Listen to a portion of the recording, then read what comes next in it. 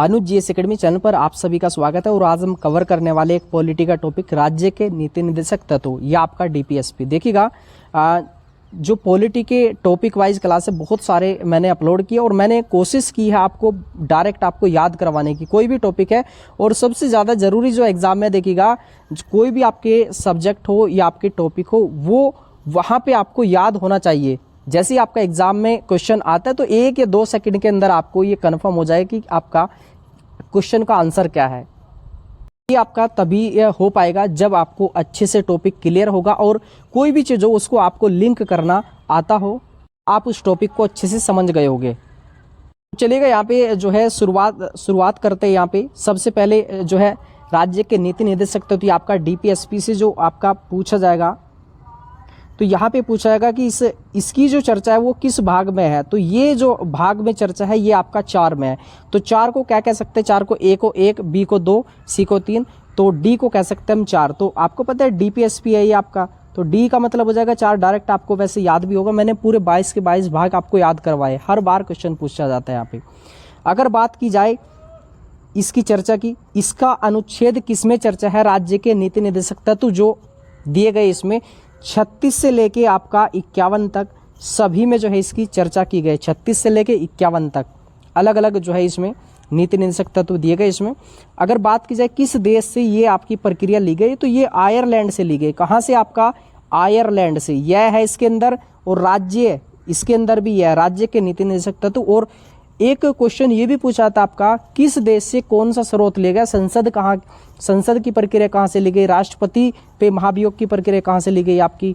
या आपका पूछा जाएगा एकल नागरिकता कहाँ से ली गई? ऐसे क्वेश्चन आपके पूछे जाते हैं स्रोत को लेके। हर एक टॉपिक अपलोड है, देख लीजिएगा। चलिए, इसका उद्देश्य क्या है? तो इसका उद्देश्य राज्य या आपका कल्याणकारी राज्य की स्थापना करना या नागरिकों का सामाजिक आर्थिक नैतिक उत्थान करना। राज्य के जो व्यक्ति है उनका सामाजिक आर्थिक और नैतिक उत्थान करना जो है राज्य के नीति निर्देशक तत्वों का उद्देश्य है। और इसके अलावा देखिएगा राज्य नीति निर्देशक तत्व देश में वास्तविक रूप में सामाजिक आर्थिक प्रजातंत्र स्थापित करना। और ये देखिएगा आपका जो है वाद योग्य नहीं है। देखिए आपने जैसे कोई आपका मूल अधिकार है, एक होता है नीति निर्देशक तत्व, तो मूल अधिकारों का अगर हनन होता है तो आप कहाँ जाते हैं? आपका न्यायालय जाते हैं, वो आपको स्वतः ही जो है प्राप्त हो जाता है। लेकिन ये जो राज्य के नीति निर्देशक तत्व है ये एक तरीके से ये मान सकते हैं कि ये एक आपका कानून है या कानून बनेगा, उसके बाद ये जो है आपका लागू होता है राज्य का नीति निर्देशक तत्व। इसके बाद एक आपका कथन है कि राज्य के नीति निर्देशक सिद्धांत के बारे में, कि आपका नीति निर्देशक जो सिद्धांत है ये आपका ऐसा चेक है जो बैंक अपनी सुविधा के अनुसार अदा करता है।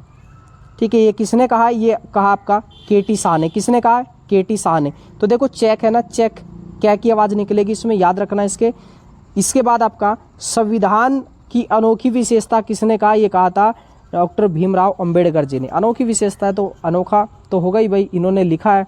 और आप सभी कमेंट करके बताइएगा इसकी जो मूल प्रति थी अंग्रेजी में वो किसने लिखी थी। और वो आपका क्वेश्चन जो है आपका कई परीक्षाओं में पूछा जा चुका है। आपका बिहार पीसीएस के अंदर पूछा गया था। इसके अलावा एक अभी वीडियो की परीक्षा हुई उसमें भी पूछा गया कि इसकी संविधान की मूल प्रति किसके द्वारा लिखी गई है। कमेंट में जो है आप कमेंट करना इसके लिए। चलिए, इसकी प्रकृति कैसी है? इसकी प्रकृति है सकारात्मक है। अब यहाँ पे क्वेश्चन आपके पूछे जाते हैं कि आपका देखिएगा 36 से लेके 51 तक का जो अनुच्छेद है इसमें इसकी चर्चा की गई है।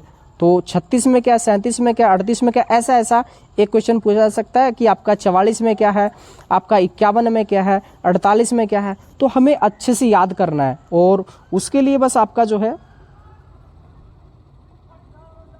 कुछ नहीं करना, बस अनुच्छेद की इमेज बनानी और बस इसमें आपका काम हो जाएगा। बात की जाए देखिएगा 36 से लेके 51 तक है। तो यहाँ पे जो है 36 इतना इंपॉर्टेंट नहीं है, लेकिन देख लेते हैं। तो यहाँ पे है राज्य शब्द की परिभाषा है। तो राज्य के नीति निर्देशक तत्व है आपका इसमें, तो राज्य शब्द की परिभाषा इसमें दी गई। और इसके अलावा भाग 4 या नीति निर्देशक तत्व के लागू होने के संदर्भ में इसमें बात की गई। इसके अलावा देखिएगा 37 में क्या कहा गया? 37 में भाग 4 के तत्वों का लागू होना, और इसमें बताया कि ये वाद योग्य नहीं है आपका। इसके अलावा 38 में क्या है आपका, लोक कल्याण की वृद्धि के लिए राज्य सामाजिक, राजनीतिक और आर्थिक व्यवस्था करना जो है राज्य के नीति निर्देशक सिद्धांतों का उद्देश्य है। लोक कल्याणकारी, तो मैंने इसको लिखा है, देखो ये क्या है, 38 है, अनुच्छेद 38। 8 किसकी आवाज़ निकालता है, 8 निकालता है टै की आवाज़। तो मैंने यहाँ पे क्या लिखा है, लोक कल्याण है, लेकिन मैंने इसको लिख दिया लोट कल्याण। तो आपका एग्जाम में याद रहेगा, जैसे आपसे पूछेगा 38 में क्या है, तो आप कहोगे टै की आवाज़ आ रही है, लोट कल्याण, है ना। चलिए, इसके बाद 39 के अंदर क्या है, 39 के अंदर है नीति निर्देशक राज्य द्वारा अनुसरणीय है, अनुसरण इसका जो है किया जाएगा, नीति तत्व का जो है राज्य द्वारा अनुसरणीय है, अनुसरणीय, न की आवाज आ रही कहीं ना कहीं अनुसरणीय में। तो यहाँ पे क्या है, 3 और 9, 39 है तो 9 है, 9 में कैसी आवाज आएगी, न के जैसी आएगी, तो आसानी से याद हो जाएगा इसमें। इसके बाद आपका अनुच्छेद 39 कै, अनुच्छेद 39 कै, तो इसमें सीधी सी बात है कि कै की आवाज आएगी इसमें। समान न्याय और निशुल्क विधिक सहायता, निशुल्क विधिक सहायता, देखो निशुल्क है, क्या है इसमें, तो आप कह देना सीधा सीधा कि 39 क्या है, विधिक है, विधिक सहायता, इसके अंदर भी क्या है। तो मुझे उम्मीद है कि आपको याद हो गया होगा। चलिए, इसके बाद देख लेते हैं अनुच्छेद 40, बहुत बार पूछा जाता है। इसमें क्या है, ग्राम पंचायत का गठन किया जाएगा। ग्राम पंचायत आपको पता है गांव के अंदर, है ना, और ग्राम पंचायत या प्रधानी जो होती है आपकी, उसके अंदर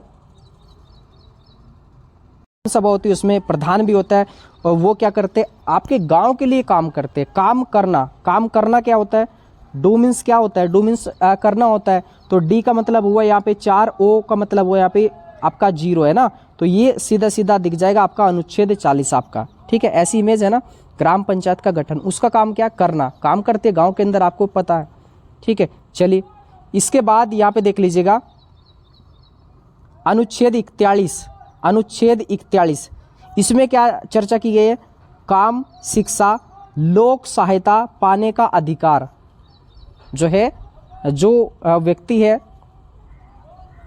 राज्य के, उनको काम, शिक्षा और लोक सहायता पाने का अधिकार है ना। तो इसको कैसे याद करेंगे, 41 है तो यहाँ पे क्या है, 1 है ना लास्ट में, तो देखिएगा आप ऐसे मान सकते हैं कि एक एक व्यक्ति को काम, शिक्षा और लोक सहायता पाने का अधिकार एक एक व्यक्ति को है ना, शिक्षा का अधिकार भी एक एक व्यक्ति को है। तो आप आसानी से देख सकते हैं, आपको याद हो जाएगा। अगर आपसे एग्जाम में पूछते हैं कि जो है अनुच्छेद 41 किससे संबंधित है, तो आप देखोगे कि 41 में लास्ट में क्या आ रहा है, 1 आ रहा है, तो आप कह सकते हो कि एक एक व्यक्ति को काम, शिक्षा और लोक सहायता पाने का अधिकार। इसके बाद आपका अनुच्छेद 42 में जो चर्चा की गई है आपका प्रसूति सहायता, है ना, महिलाएं होती है, माताएं होती है, उनको जो है उनसे काम इस समय प्रेगनेंसी के समय नहीं करवाया जाएगा, तो उसमें उनको छुट्टी से संबंधित है आपका ये 42 हो जाएगा आपका अनुच्छेद 42। किससे संबंधित है, प्रसूति सहायता से। देखिएगा प्रजनन के समय आपका या प्रेगनेंसी के समय, तो प्रसूत क्या होता है, बिगड़ जाता है ना, ठीक है। तो यहाँ पे क्या हो गया, यहाँ पे ये क्या आपका 42 है, तो ये इसको 2 को क्या मान सकते हैं, 2 को बी मान सकते हो, बी से आपका बिगड़ जाएगा अगर आपने जो है उनसे लगातार काम करवाया, तो उनको जो है सहायता करनी है, उनको उस समय छुट्टी देनी है अच्छे से। चलिए, इसके बाद देख लेते हैं यहाँ पे आपका आगे अनुच्छेद 43, इसमें क्या है, निर्वाह मजदूरी और आपका मनरेगा से संबंधित है। क्या है, मनरेगा से संबंधित। इसके बाद आपका अनुच्छेद 43 क्या है, ये मोस्ट इंपोर्टेंट है और पीसीएस में कई बार पूछा चुका है। तो 43 क्या की अगर चर्चा की जाए, इसमें क्या दिया गया आपका, कर्मकारों का या कामगार जो होते हैं काम करने वाले, उनका भाग लेना, कर्मगारों का भाग लेना। तो इसके अंदर क्या है, कामगार है, इसके अंदर भी क्या है, तो 43 क्या है, ये हो जाएगा। भाग कब लेंगे, जब वो जो है निर्वाह मजदूरी करेंगे या मनरेगा में उन्हें शामिल करेंगे, ऐसे याद रख सकते हैं। 43 क्या है, याद हो गया, उसके पहले आपका 43 आएगा, तो उसमें हो जाएगा आपका मनरेगा। इसके बाद यहाँ पे देख लेते हैं अनुच्छेद 44, तो अनुच्छेद 44 क्या, देखो यहाँ पे क्या है, 44 है, 44 ये क्या कैसे दिख रहे हैं, दोनों समान दिख रहे हैं। तो इसमें क्या चर्चा की गई है, इसमें नागरिकों के लिए समान सिविल संहिता, है ना, समान सिविल संहिता है ना, या समान कार्य के लिए समान वेतन, सभी को एक समान माना जाए। और ये प्रक्रिया जो है एकमात्र देश के अंदर किस राज्य में लागू है, ये है आपका गोवा के अंदर है। कहाँ पे? गोवा के अंदर।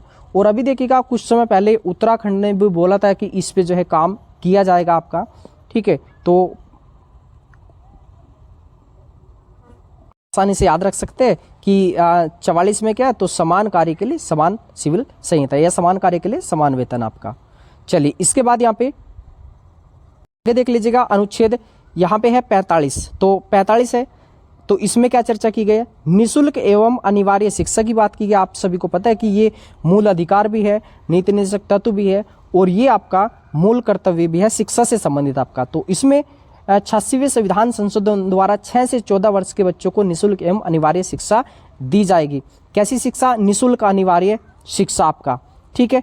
तो ये शिक्षा की बात हुई है। तो ये क्या होता है? शिक्षा क्या होगी भाई? एजुकेशन होगा, एजुकेशन आपका। तो किससे शुरू हो रहा है? ई से शुरू हो रहा है। ई को हम क्या मान सकते हैं? ई को वही उसमें जैसे ए को 1 मानेंगे, ई को 5 मानेंगे। तो लास्ट में 45 में क्या आ रहा है? 5 आ रहा है ना, 5 को ई कह सकते हैं। तो जैसे ही आपसे पूछे कि 45 क्या आप कहोगे? 5 तो ई है, ई से एजुकेशन हो जाएगा आपका। चलिए आगे देख लेते हैं। यहाँ पे आपका आगे अनुच्छेद 46, इसमें क्या चर्चा की गई आपकी? SC ST की शिक्षा और हितों की रक्षा, उनके SC ST के आपका SC SC ST CC की आवाज़ निकल ली ना, CC की आवाज़ निकल ली, और 2 की बात हुई SC ST की। तो C का मतलब 3 और इसका भी मतलब 3, 3 3 क्या होगा आपका? 6 होगा। तो लास्ट में आपको 46 में क्या दिख रहा है आपका? 6 दिख रहा है। आसानी से याद हो गया ये भी। चलिए आगे देख लेते हैं। इसमें अनुच्छेद 47 में इसमें क्या है? लोक स्वास्थ्य की बात की गई है। लोगों का स्वास्थ्य है ना, या जनता का स्वास्थ्य, या मादक पदार्थों पे जो है देखिएगा जैसे चेतावनी दी जाती है, तो ये कि ये जो है खाना गलत है, इस तरीके से जो चेतावनी दी जाती है, तो राज्य के जो भी व्यक्ति है उनकी एक तरीके से सुरक्षा की देखभाल करना, ये भी जो है नीति निर्देशक तत्वों के अंदर आता है। तो लोक स्वास्थ्य, से स्वास्थ्य, से 7 है ना, ऐसी आवाज आ रही है ना, स्वास्थ्य 7। तो लास्ट में क्या मिलेगा 47 के अंदर? ये भी 7 मिलेगा। आसानी से याद हो गया ना। चलिए अनुच्छेद 48 इंपोर्टेंट है सारे के सारे। कृषि और पशुपालन का संगठन आपका कृषि से संबंधित होगा, कृषि कार्य से संबंधित होगा अनुच्छेद 48।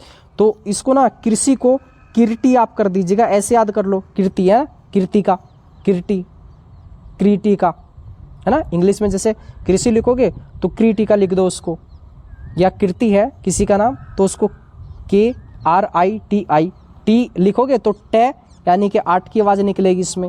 चलिए अब आगे देख लीजिएगा 48 क्या है? ये मोस्ट इंपॉर्टेंट है। आप पेपर उठा के देख लो, पीसीएस के हो या कोई भी, तो बहुत बार ये पूछे गए। तो इसमें जो चर्चा की गई आपकी पर्यावरण का संरक्षण आपका, तो ये 48 क्या में संबंधित हो जाएगा इसमें। इसके बाद अनुच्छेद जो है 49, तो इसमें किस चीज़ की चर्चा की गई? राष्ट्रीय महत्व के स्मारक स्थान वस्तुओं का संरक्षण आपका है ना, संरक्षण। तो किसकी चर्चा की गई? राष्ट्रीय महत्व के स्मारक या उनके स्थान, जैसे कोई अच्छा पैलेस है आपका, ठीक है, जैसे लाल किला हो गया, ताजमहल हो गया, या आपका जो है बहुत सारी इमारतें हैं, मंदिर हो गया, तो वो भी इसके अंदर आ जाएगा राष्ट्रीय महत्व के इसमें है ना। तो इसमें स्थान की बात हुई, स्थान न है, न से नो की आवाज़ निकलेगा, तो नो का मतलब है 49 में लास्ट में क्या है? नो है, ये आ जाएगा इसमें। इसके बाद ये अनुच्छेद 50 मोस्ट इंपॉर्टेंट है आपका। तो इसमें पृथक्करण की बात की गई, कार्यपालिका का न्यायपालिका से पृथक्करण आपका, ठीक है, पृथक्करण, पैसे पृथक्करण, पैसे 50 है ना, याद हो जाएगा। चलिए इसके बाद देख लेते हैं अनुच्छेद 51, ये किससे संबंधित हो जाएगा? ये हो जाएगा विदेश नीति से, या आपका जो है राष्ट्रीय सुरक्षा से, या अंतर्राष्ट्रीय शांति से। अनुच्छेद 51 देखो शांति लिखा, तो आप जैसे लिखा ना, ये आपका अनुच्छेद 51 ऐसे लिख दिया मैंने, आप ऐसे लिखोगे शांति, SANTI शांति। तो S किसके जैसा लगता है? 5 के जैसा, और ये जो I है ये किसके जैसा लग रहा है? 1 के जैसा। तो आप अगर शांति को ऐसे लिख दो तो 51 ही तो बन गया। तो अब आसानी से बता सकते हो कि 51 में जो चर्चा की गई वो शांति की चर्चा की गई, या राष्ट्रीय सुरक्षा की चर्चा की गई, विदेश नीति की चर्चा की गई, है ना, अंतर्राष्ट्रीय शांति की चर्चा की गई इसमें। तो ऐसे ये आप बड़े आसानी से याद रख सकते हैं सारे के सारे अनुच्छेद। और अनुच्छेद वाला वीडियो देख लेना, उसमें पूरा टोटल संविधान का अनुच्छेद करवाया गया आपका। और इसके बाद अनुच्छेद 51 क्या है, ये किससे संबंधित होगा, ये मूल कर्तव्य से संबंधित है। मूल कर्तव्य आपके रूस के संविधान से लिए, स्वर्ण सिंह समिति के आधार पर इनको जो है शामिल किया गया था। पहले 10 थे, अब वर्तमान में जो है 11 है आपका। ठीक है, देख लीजिएगा। का जो हमारा टॉपिक है कंप्लीट हो गया। तो हमने देखा कि 51 में आपका जो है अंतर्राष्ट्रीय शांति की बात, 50 में पृथक्करण की बात, 48 क्या में पर्यावरण का संरक्षण, और इसके अलावा 48 में कृषि से संबंधित होगा, लोक स्वास्थ्य यानी कि 47 7, और इसके अलावा एजुकेशन ई का मतलब है आपका 45, लास्ट में 45 में 5 है। और इसके अलावा समान कार्य के लिए समान वेतन, ये 44 हो जाएगा। सेम दिख रहा है ना, समान समान दोनों। ठीक है, ग्राम पंचायत का गठन करना होता है, उसके गांव के अंदर काम करती है वो, और इसके अलावा 40 हो जाएगा उसमें। और बस ऐसे ही आपका केटी शाह का कथन देख लीजिएगा, इसका उद्देश्य देख लीजिएगा। कुल मिला के राज्य के जो नागरिक है उनकी भलाई के लिए जो है उनके सामाजिक आर्थिक उत्थान की बात की जाती है। भाग 4 में इसका वर्णन है, 36 से लेके 51 तक जो अनुच्छेद है उसमें इसकी चर्चा की। आयरलैंड से इसको लिया गया आपका। और देखिएगा ये वाद योग्य है या वाद योग्य नहीं है, तो वाद योग्य नहीं है, क्योंकि देखिए जैसे आपके अधिकारों का हनन होता है तो उसके लिए न्यायालय जा सकते हैं, लेकिन इसके लिए न्यायालय नहीं जाते। ये पहले कानून बनेगा, उसके बाद ये जो है लड़ाई होता है। तो ये आज का टॉपिक था। आप कमेंट करके बताइएगा आपको कितना याद रहा इसमें। आते जाते आप सभी के लिए जो है यहाँ पे 2 क्वेश्चन है, कमेंट बॉक्स में आपको इसका आंसर करना है। अनुच्छेद एक तो आपका है 45, एक 45 है, एक आपका जो है 44 है, और एक अनुच्छेद है आपका 51। कमेंट करके बताइएगा किससे संबंधित है 45, 44 और आपका 51।